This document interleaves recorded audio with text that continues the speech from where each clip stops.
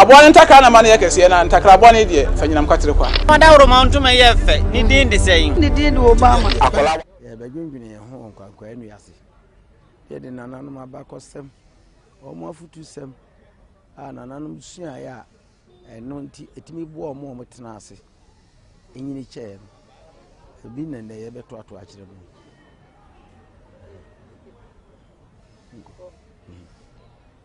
ti teteno na nananom obi ani ku ne ba ho efise na nananom ye dobusua e do yire ne mma ti se obi bo bra o mo man nko aho se de ende ebinum ye no behwe no ne yire ne mma nko aho enim se duasi abonten ani hini ofie ufra busua bi mu ye tete wo busua bi mu ye tete ofie bi mu ansa na wonyina akofie foforo mu se okoware na ne na nananom kan se obi pe abusua bi mu akora oware mu ba ti se ba sa de se wakoka abusua no ho omunya yi a omne bibi to ono ma eno omne wo so so to so a omso ba e be yamo na se yese de na kira pai no no ane pam na de to wani anye wa na be yi oye de obi ne be yi ama ne sati tete wono odo ene koreye e wo ho na ne hwehwe se e betete akora bia so obusua no koredie ne de suro so be hye omu se be ya obusuro panyi obebu ade so hwa eni nkwara bebre yenyini nche se bisa Ebra Moses ko onyankompon nche ekoje imranse bidu no enhyehyɛ na ewo mu no embra no na ohwemu a emfa nkwara ho saa eni ewu emokoro no emodwaman ma wani mmere obi biribi na ko na funa na yemoa ni sika na je pade bia mo ani mmere no Moses hunu se nkwara nka ho nti wode ebi bae se na muntie de wahye so one mo mofra munkodi mu na ne mo agya no ni na mo nkwanda akwaware wasase a yehu Nyankopɔn de ma mo no so eno nti akwada wasede ne se kane no sakwada bi kura ate ba bi ototo na ni se bi apani bi firi ba bi ba oso niema wati burika ko hia na ge o amani sikampo a de woka kyense nyame nhira mpanifo ne hira enkwara tikane no na kwara bi apenhira eni ntina mo nyini che sakwara hu se panyi bibi efra to se ni sika duku anana bibi efra nana me pa chaw ayi na efra to no wakoto afama no osimo nyame nhira ena kokra wa na mo ne ma ante penato no botom we ni nyina no emma nyinche nti ene no nchirima no Nyankopɔn ka kire woni pase ubesam wanim fifire ansa no wadidi ene yemisa se ni pase ne pese yesam yanim fifire oyi pesi kaduro oyi pesa kawa oyi se me yam roba odi tuo ko ni nua so akoyere na age ne ho sika saa ne ma ye keka nyina wo hwa enome na edi akire enhiranim wan na wakogi ni sika obehira wo ene nti ye ka kire na amafo se usam fifire ni saa amanyame hirawo Nyankopɔn bo Adam a odi ne yire ha wabeka no ho edi turo no saa turo no wo hwemu a na nya Nyankopɔn ne kodom Adam no ena no won ne yire no omudu dodom nti Nyankopɔn pe obi a opadwuma usam fifire so wo hwemu a dwuma Nyankopɔn bɔde hye ni pansa na ekuya dwuma oman mu ayewe ana oman bi abekomu no so wo hwe a akuyafo ni nipa ono mo ensusu o mo kese nso o mo ne nipa o mo boaye so ko ba bi a se nkurasefo enye nkurasefo na yekurasenfo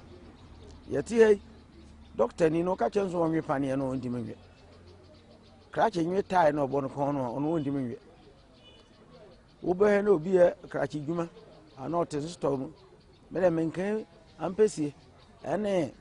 body ampesie ene kontom na bomu na mpe ehemfo na de ba kuafo no nti omo ye kurasenfo to omo kura ya asen ma yetimi tena kuro kesi nti kurasenfo no na ma ye yetimi tena nkura kesi akasi mu no ya mfa duane ama obetimi awi book isi we nim ngoma pa abawi book untumi nti yesre se yenyina hu sania obi hu wonfa so a ebeboa ye onipa bia te wona nko a wugi ohu dia na omu obi fufura obi azu mu te mesre na Yesu ka kire suafo se de mo pese nipa nyema mo no mo so monye saa mo no nti se unim se ehian na obi boa wo de be oda ebra wo obi awurade ato nsami unwo hian ni bi ahunumobo unwo janka ahunumobo unwo awisi ahunumobo unwo krafo ahunumobo se ye we nima Yesu se munim eyi nyina na mo ya enhira ne mo se munim eyi nyina na mo ya enhira ne mo eni nti no ye behwe se akwada hu panyi a obebra ho ase ama no obebu no oyesa okura bibi ne wage aso a yenkasa gi fanwane o na de wo so ade akora na akwada agi na no so ehu afi na obisa ne fie ni ade kane wo ya obisa wo nana ohwe na mu odura nana na ote he wo kire no obekọ no ogina ho twa wo fie ni mu na de abutira nye yi a wage a wo de adwane na ne nyina na emwaye no so wo hwa enne asori adoso nsuso de nipa ye enye nyankopon bo ni ama no onsa ma obi nwumu ne nipa wo de ma ye no ye hunu so hwe eni nti bra na ye bre obi anya ne nua a opeso osisi no na ntisa kane owo kora kokuro so a obi a okọ se bia me yedua nani omso woni yedua na fo fie na eto aye de Yesu nom na kwa kire be ko bia ne dai kora omso woni ebra me entra se kwaye na wo ho mo dom so ye nua dua nani la be do da che so ti okodo bia kokofu ni atwa bia ma no ese ne wo do na oso wo de abo ho bra na de atena o ti kronso a obehu so onso anya kokofu wa yebusuani eno nti na kane no ema enipa pimbembe ho ne ade a obu akonwa bi wokro no mukura no a yeso sese awu nti yenkola no akakakra bi nti wo de ene wa nante ache wo so yeduanani dada nti ye de akonwa na hye wonsa wo so wote ya woni ho panyinsam eno na enei obu ha afe na ye mo nkola na nyini onsori so anakwa ye ntwensene nti kane de ne no kredie ene odo koro ye ne wo ho ene na ntisa ene wo de bibi ma obi a yeso anye krata anto so wanye si nananom breso no sebe wonum ankosuku nana onum gina ye bia ne yensa umse ye ya ka amamre mu no o papa umfiri na busuam ye di abusuan ko mogam nti o maame abusuam na awo se akonya da papa fia untimi ni bi ne mo da o maame abusuam nko ade a wo ye busuan ni utimi di bi ani nti so papa chewade no antuso nsa ofiri mu abusuan ni temeje nso o maame chewade a untuso nsa onye hwe nso abusuan nya te ase anu anu naka enum enama enkrofo ayenim no yebusa obi abonton be obo busuan be no aka busuan na kese o maame diem enton ye o papa ediem na ye kase enton nti abusuan no ane ewo mu bretuo oriko aduana asachiri eye nwotwe on ye ka eye nwotwe enum ene so o maame firi mu awo ka ho na ebi ana me kasa ebi a o papa ye ebi a oriko oba na o papa ye oyukuni na o maame ye aduanani sasem bi to andi bi sem bi to na o de me ma ho a se aduana ne oriko oba kwabna ana kofi ana kwame ehuna mane aduana ne oriko oba ehuna mane ene ma tete wono o de me ma ye ho sa no awuntino se kane no o papa sunsum ne kata o so nti ebia no wada na muntum bi na echiw ana wakọ baabi akọhia nkwanhia bi a o team a o se ejei